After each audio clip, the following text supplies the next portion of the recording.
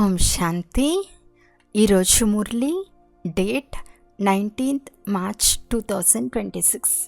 బాబా చెప్తున్నారు, మధురమైన పిల్లలు, ఎలాగైతే బాప్ దాదా ఇరువురు నిరహంకారులుగా ఆత్మాభిమానులుగా ఉన్నారో అలా మీరు ఫాలో ఫాదర్ చేయండి. తద్వారా సదా ఉన్నతి జరుగుతూ ఉంటుంది. ప్రశ్న: ఉన్నత పదవిని ప్రాప్తి చేసుకునేందుకు ఏ జాగ్రత్తలు తీసుకోవటం అవసరం? జవాబు: ఉన్నత పదవిని పొందేందుకు 1. మనసులో కూడా ఎవరికి నా వల్ల దుఃఖం కలగరాదు. 2. ఎటువంటి పరిస్థితుల్లోనూ క్రోధంలోకి రాకూడదు. 3. తండ్రి వారిగా అయి తండ్రి కార్యంలో ఈ జ్ఞాన యజ్ఞంలో విఘ్న రూపులుగా వరాదు. ఎవరైనా నోటితో బాబా బాబా అంటున్నా వారి నడవడిక రాయల్ లేకుంటే ఉన్నత పదవి లభించదు. ఓం శాంతి. తండ్రి నుండి వారసత్వం తప్పకుండా తీసుకోవాలని పిల్లలకు బాగా తెలుసు. ఎలా తీసుకోవాలి? శ్రీమతంను అనుసరించి. ఒక్క గీతాశాస్త్రంలో మాత్రమే శ్రీమద్ భగవాను వాచ అని ఉంది. భగవంతుడు అందరికీ తండ్రి. శ్రీమద్ భగవాను వాచ కావున భగవంతుడే స్వయంగా వచ్చి శ్రేష్టంగా చేసి ఉంటాడు. అందుకే వారికి మహిమ ఉంది. శ్రీమద్ భగవద్గీత అనగా శ్రీమద్ భగవాను వాచ. భగవంతుడు తప్పకుండా అత్యంత ఉన్నతుడు. శ్రీమతం కూడా ఆ ఒక్క శాస్త్రంలోనే మహిమ చేయబడింది. వేరే ఏ శాస్త్రంలోనూ శ్రీమద్ భగవాను వాచ అని లేదు. శ్రీమతము ఎవరిది అనే విషయం అది రాయి వారికి కూడా అర్థమవ్వలేదు. దానిలో తప్పు ఎందుకు జరిగిందో కూడా ఆ తండ్రి వచ్చి అర్థం చేస్తారు. రావణ రాజ్యం ప్రారంభమవుతూనే రావణ మతంను అనుసరిస్తారు. మొట్టమొదటి పెద్ద తప్పు ఈ రావణ మతం వారి ద్వారా జరిగింది. రావణుని చంపదెబ్బ తగులుతోంది. శంకరుడు ప్రేరేపించి బాంబులు మొదలైనవి తయారు చేయించారని అంటారు. అదేవిధంగా పంచవికారాల రావణుడు మనుషులు పతితంగా అయ్యేందుకు ప్రేరకుడు. అందుకే అందరూ ఓ పతిత పావన రండి అని పిలుస్తారు. పతిత పావనుడు ఒకరే కదా. దీని ద్వారా పతితంగా చేయువారు వేరే అని, పావనంగా చేయువారు వేరుగా ఉన్నారని రుజువవుతుంది. ఇరువురు ఒక్కరే అయ్యేందుకు వీలు లేదు. ఈ విషయాలు నెంబర్వార్ పురుషార్థానుసారం మీరు మాత్రమే అర్థం చేసుకుంటారు. అందరికీ నిశ్చయం ఉంటుందని అనుకోరాదు. నెంబర్వారుగా ఉంటారు. ఎంత నిశ్చయం ఉంటుందో అంత ఖుషి పెరుగుతుంది. తండ్రి శ్రీమతంను అనుసరించాల్సి వస్తుంది. శ్రీమతాన్ని అనుసరిస్తూ మనం ఈ స్వరాజ్య పదవిని పొందాలి. మనుషుల నుండి దేవతలుగా అయ్యేందుకు పెద్ద సమయం పట్టదు. మీరు పురుషార్థం చేస్తారు. మమ్మా బాబాను అనుసరిస్తారు. మమ్మా బాబాలు వారి సమానంగా చేసేందుకు సేవ చేస్తున్నారు. మీకు కూడా మేము ఏం సర్వీస్ చేస్తున్నాము, మమ్మా బాబా ఏం సర్వీస్ చేస్తున్నారో తెలుసు. బాబా తెలుపుతున్నారు, శివబాబా బ్రహ్మ దాత ఇరువురు కలిసి ఉన్నారు. కావున బ్రహ్మ బాబా అందరికంటే దగ్గరగా ఉన్నారని అర్థం చేసుకోవాలి. ఇతడి సంపూర్ణ రూపంనే సూక్ష్మవతనంలో మీరు చూస్తున్నారు. కావున ఇతను తప్పకుండా అందరికంటే తీవ్రంగా ఉన్నాడని తెలుస్తుంది. తండ్రి ఎలా నిరహంకారిగా దేహీ అభిమానిగా ఉన్నారో అలాగే ఈ దాదా కూడా నిరహంకారిగా ఉన్నాడు. శివబాబాయే అర్థం చేయిస్తున్నారని ఈ దాదా అంటాడు.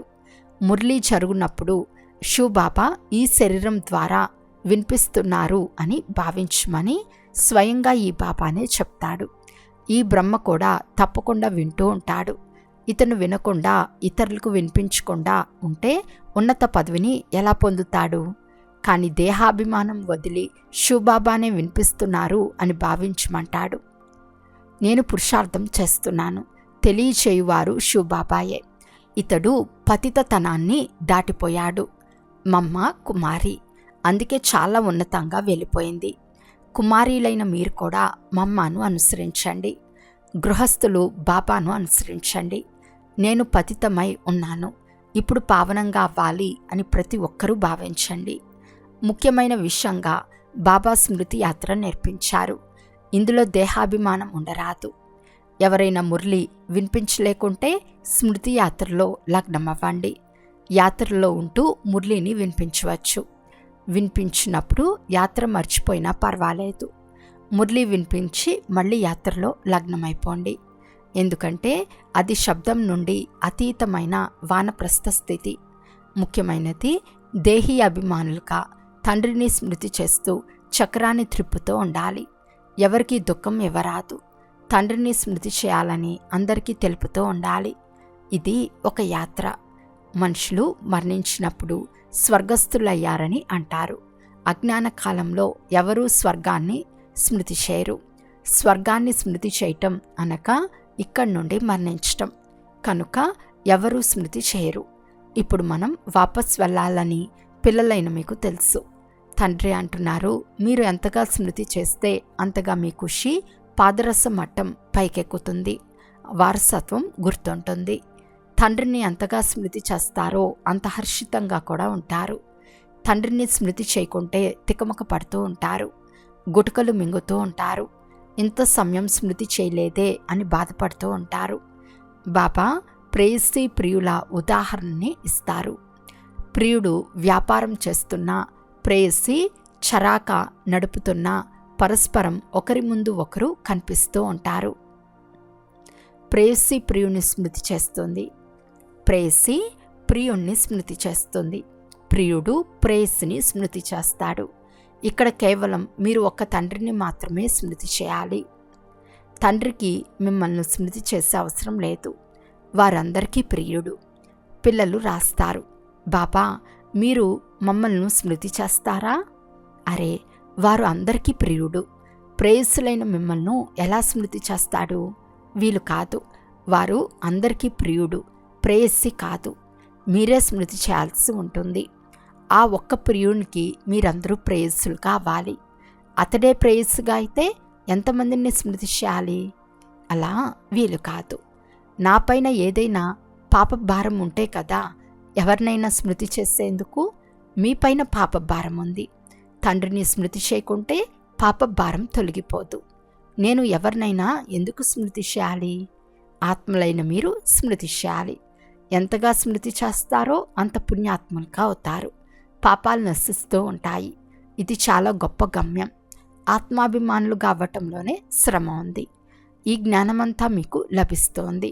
పురుషార్థానుసారం మీరు త్రికాలదర్శులుగా అయ్యారు. మొత్తం చక్రమంతా మీ బుద్ధిలో ఉండాలి. తండ్రి తెలుపుతున్నారు, మీరు లైట్ హౌస్లు అయ్యారు కదా. ప్రతి ఒక్కరికి శాంతిధామం, సుఖధామాలకు మార్గం చూపేవారు. ఈ కొత్త విషయాలన్నీ ఇప్పుడు మీరు వింటున్నారు.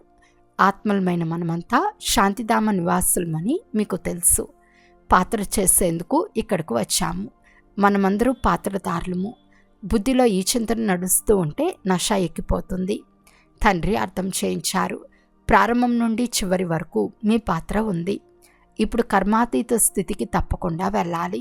మళ్ళీ బంగారు యుగంలోకి రావాలి. ఇదే ఆలోచనలో ఉంటూ మీ కళ్యాణాన్ని మీరే చేసుకోవాలి. కేవలం పండితులుగా అవరాదు. ఇతరులకు నేర్పుతూ మీరు స్వయంగా ఆ స్థితిలో లేకుంటే ప్రభావం పడదు. మీరు స్వపురుషార్థం కూడా చేయాలి. తండ్రి కూడా తెలుపుతున్నారు, నేను కూడా స్మృతి చేసేందుకు ప్రయత్నిస్తూ ఉంటాను. మాయవీ తుఫాన్ ఎలా వస్తుంది అంటే బుద్ధి యోగాన్ని త్రుంచివేస్తుంది. చాలామంది పిల్లలు చాట్ రాసి పంపుతారు. అది చూసి నాకంటే తీవ్రంగా వెళ్తున్నారని ఆశ్చర్యం అవుతుంది. బహుశా ఉత్సాహం కలిగినప్పుడు చాట్ రాయటంలో లగ్నమవుతారు. ఇలాగే తీవ్ర వేగంతో పరుగు తీస్తే నెంబర్ 1లోకి వెళ్ళిపోతారు. కానీ కేవలం చాట్ రాసినంత వరకే ఆ వేగం ఉంటుంది. కానీ బాబా ఇంతమందిని నా సమానం చేశానని రాయరు. అంతేకాక కోర్సు విన్నవారు కూడా బాబా ఫలానా వారు మాకు మార్గం చూపించారని రాయాలి. ఇటువంటి సమాచారం నాకు రావటం లేదు. కావున బాబా ఏమని భావించాలి? కేవలం చాట్ పంపటం వలన పని జరగదు. మీ సమానంగా కూడా తయారు చేయాలి. రూపు బసంతులుగా అంటే జ్ఞానము యోగము రెండు గలవారిగా అవ్వాలి. లేకుంటే తండ్రి సమానంగా కాలేరు. అది కూడా యాక్యురేట్గా తయారవ్వాలి. ఇందులోనే శ్రమ ఉంది. దేహాభిమానం అంతం చేసేస్తుంది. రావణుడు దేహాభిమానిగా తయారు చేశాడు. ఇప్పుడు మీరు దేహి అభిమానులుగా అవుతున్నారు. మళ్ళీ అర్ధకల్పం తర్వాత మాయా రావణుడు దేహాభిమానిగా చేస్తాడు. దేహి అభిమానులు చాలా మధురంగా అవుతారు, కానీ ఇంకా ఎవరు సంపూర్ణం అవలేదు. అందుకే బాబా సదా ఎవరికీ దుఃఖంను కలిగించరాదు, బాధ పెట్టరాదు అని అంటారు. అందరికీ తండ్రి పరిశాన్ని ఇవ్వండి. మీ మాటలు చేష్టలు చాలా రాయల్గా ఉండాలి. ఈశ్వర్య సంతానమైన మీ నోటి నుండి సదా రత్నాలే వెలువడాలి. మీరు మనుషులకు ప్రాణదానం చేస్తారు. మార్గాన్ని చూపించి అర్థం చేయించాలి. మీరు పరమాత్ముని పిల్లలు కదా, వారి నుండి మీకు స్వర్గరాజ్యం లభించాలి. అయితే ఇప్పుడు ఆ స్వర్గరాజ్యం ఎందుకు లేదు? తండ్రి నుండి వారసత్వం లభించిందా లేదా గుర్తు చేసుకోండి. భారతవాసులైన మీరు దేవీ దేవతలుగా ఉండేవారు. 84 జన్మలు మీరు మాత్రమే తీసుకున్నారు. మేమే లక్ష్మీనారాయణల కులానికి చెందిన వారమని మీరు భావించండి. మీరు స్వయాన్ని ఎందుకు తక్కువగా అంచనా వేసుకుంటారు? అందరూ అలా అవ్వలేరు కదా. బాబా అని అన్నారంటే మీరు ఈ కులానికి చెందినవారు కాదని, వీరు ఇప్పటి నుండే చంచలం అవుతున్నారని భావిస్తారు.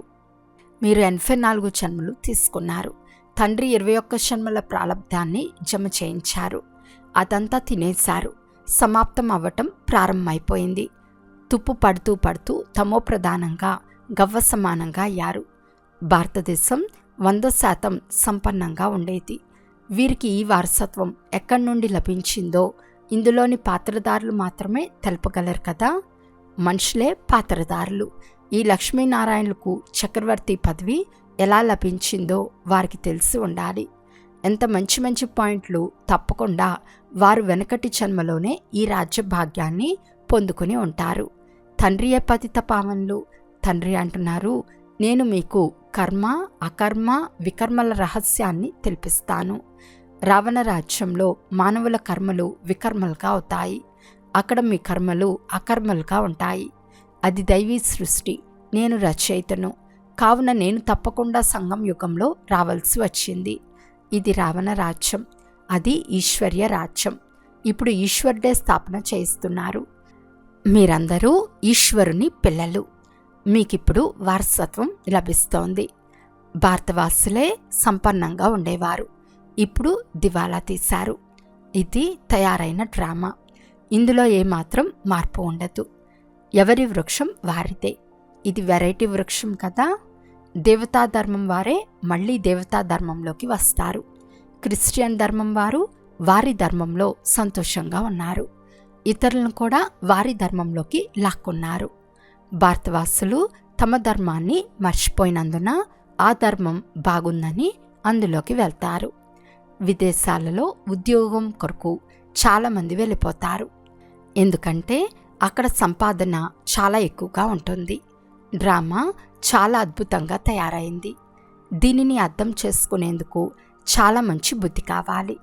విచారసాగర మంత్రం చేయటం వలన అంతా అర్థమైపోతుంది. ఇది తయారైన అనాది డ్రామా. కనుక పిల్లలైన మీరు మీ సమానంగా సదా సుఖవంతంగా తయారు చేయాలి. పతితులను పావనంగా చేయటమే మీ వ్యాపారం. తండ్రి వ్యాపారమే మీ వ్యాపారం. మీ ముఖం సదా దేవతల వలె హర్షితంగా ఉండాలి, సంతోషంగా ఉండాలి. మనం విశ్వానికి అధికారులుగా అవుతామని మీకు తెలుసు. మీరు చాలా ప్రియమైన పిల్లలు. క్రోధం రాకుండా చాలా హెచ్చరికతో ఉండాలి. పిల్లలకు సుఖవారసత్వం నిచ్చేందుకు తండ్రి వచ్చారు. అందరికీ స్వర్గానికి దారి చూపించాలి. మన తండ్రి సుఖకర్త దుఃఖహర్త. కావున మీరు కూడా సుఖకర్తలుగా అవ్వాలి. ఎవరికి దుఃఖంనివ్వరాదు. దుఃఖమిస్తే మీ శిక్షలు 100 రెట్లు పెరిగిపోతాయి. ఎవరు శిక్షల నుండి తప్పించుకోలేరు. పిల్లల కొరకు ప్రత్యేకంగా ట్రిబ్యునల్ కూర్చుంటుంది. తండ్రి అంటున్నారు, మీరు విఘ్నాలు కల్పిస్తే చాలా శిక్షలు అనుభవిస్తారు. కల్పకల్పానికి ఫలానా వారు ఫలానాగా అవుతారని జరుగుతుంది. ఇంతకుముందు సాక్షాత్కారంలో చూసినప్పుడు అందరికీ వినిపించవద్దని బాబా చెప్పేవారు. చివరిలో యాక్యురేట్గా తెలుస్తూ ఉంటుంది. పోను పోను చాలా జోరుగా సాక్షాత్కారాలు అవుతాయి. వృద్ధి చెందుతూ ఉంటుంది. ఆబు వరకు క్యూ ఏర్పడుతుంది. బాబాను ఎవరూ కలుసుకోలేరు. ప్రభు ఇదంతా తమ లీలా అని అంటారు. ఇది కూడా మహిమ చేయబడింది కదా. విద్వాంసులు, పండితులు మొదలైన వారు కూడా చివరిలో వస్తారు. వారి సింహాసనాలు కూడా కదులుతాయి. పిల్లలైన మీరు చాలా ఖుషీగా ఉంటారు.